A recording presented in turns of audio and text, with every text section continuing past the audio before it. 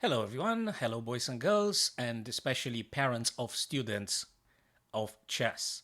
Now, I would like for the next couple of minutes to just share a few ideas from my experience.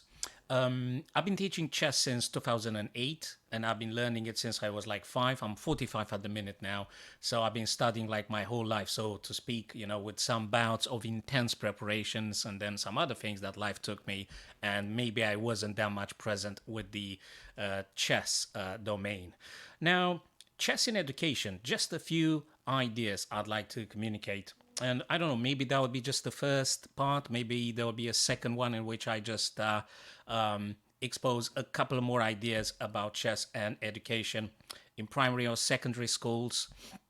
Um, you might be noticing that, especially if your child starts to learning chess, you might be seeing improvement in the maths. You might be seeing that their critical thinking maybe become more acute, and that is true. So that's on the plus side. Chess really might be making your child a more focused individual, an individual that works with their patience, an individual that is motivated to want to succeed. So these are positive achievements for the future citizens in society. So that's absolutely fine. Plus, it's a wonderful alternative to video games and shooting. So probably many parents would agree with me on this point. Awesome stuff. Absolutely. So I totally encourage them to play chess. Should chess become part of the national curriculum? Um, Maybe if it would be given as an option. So amongst other disciplines, amongst other subjects, just give chess as an option to schools. So let them practice, let them kids, offer the kids in that particular school the chance to study chess. So I think the head teachers now and the board of directors should actually make chess accessible to their own schools. So it's very, very positive. And it forces, so now let me go back to the positive sides, it forces your mind into clarity and accuracy.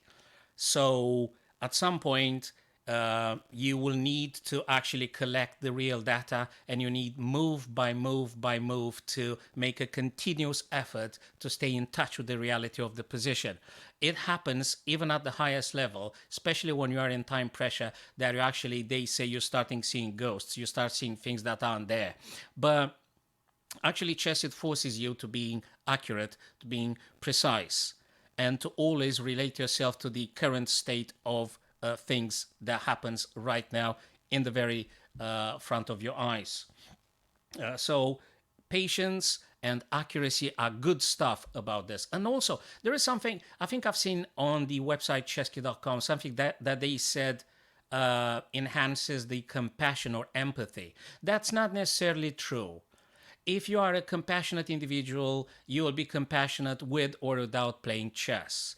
But chess doesn't lead to being you more empathic or compassionate. I would say on the contrary, because it's a highly individual game. It is a game that stresses and emphasizes the individual. The I play chess because I love to win. It is related to the I. So very much it stresses the separateness, the me, the I, because I want to succeed. I want to win. I love to do that. I want to achieve. So not necessarily an empathic endeavor. It doesn't make the kid more compassionate. Actually, it concentrates them into an individual that wants to prevail against the other. It is a competition. It is a sport. It is a competition. You are competing against other people. So it emphasizes the I, the me, the individual. And it's not a compassion. I don't know how chess can be practiced in a compassionate manner. It might be possible that you are not psychologically engaged into the result, but I think that's on very, very rare occasions that might happen, because normally as soon as you start moving the pieces, the objective is just simply to commit the regicide, so to speak, in a poetical license. You want to checkmate the king, so to speak. So it is a struggle to actually defeat the other person. So it has nothing to do with empathy and compassion. It has to do with being always connected to the position, to always struggle to get a better position. It actually enhances the conceptual aggression, so to speak. So if you want, the individual can exercise their aggression, their propensity for aggression, actually via the game of chess. So you can channel the violence into the game and actually playing aggressively in the chess, playing aggressive chess. So nothing to do, in my view, with compassion or empathy. But then again, I think there are a lot of pluses. And, chess is addictive. Of course, yes, okay, it could be addictive. But as any reasonable person, you might be just deciding to be spending 1, 2 hours daily, three. I mean, at some point, you being an adult, you will just take control of the facts of your life and you decide how much time you dedicate to chess. But as per children, I think it's absolutely positive.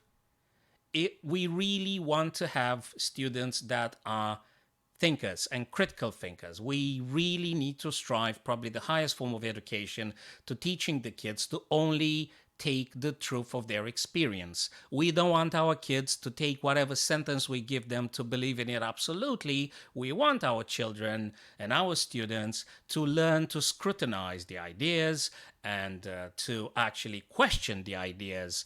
And they need to ask themselves, is that actually true? So probably one of the questions that they need to be used to work with is this actually true in experience? So the student needs to have the truth of their experience.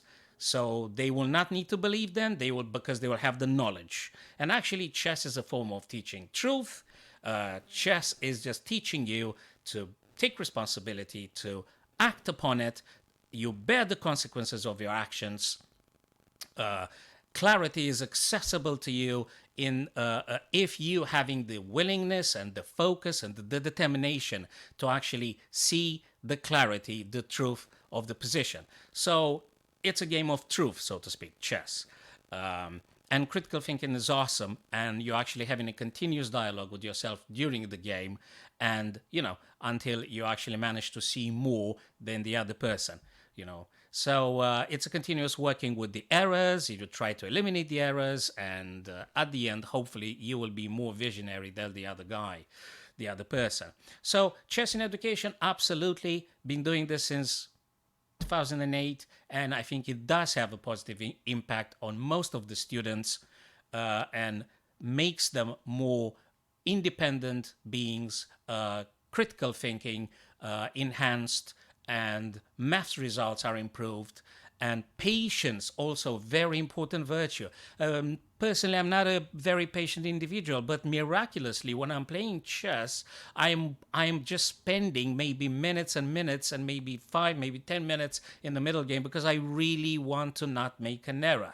Okay, so really forces you into patience. It forces your clarity, to you recognizing the clarity and moving in clarity and truth. So it does have a bunch of pluses, and I would say totally, I recommend playing chess in schools and at home. And apart from that, definitely do not neglect the physical exercises. So that's another aspect. The better the body, the physical body, the better your chess will be.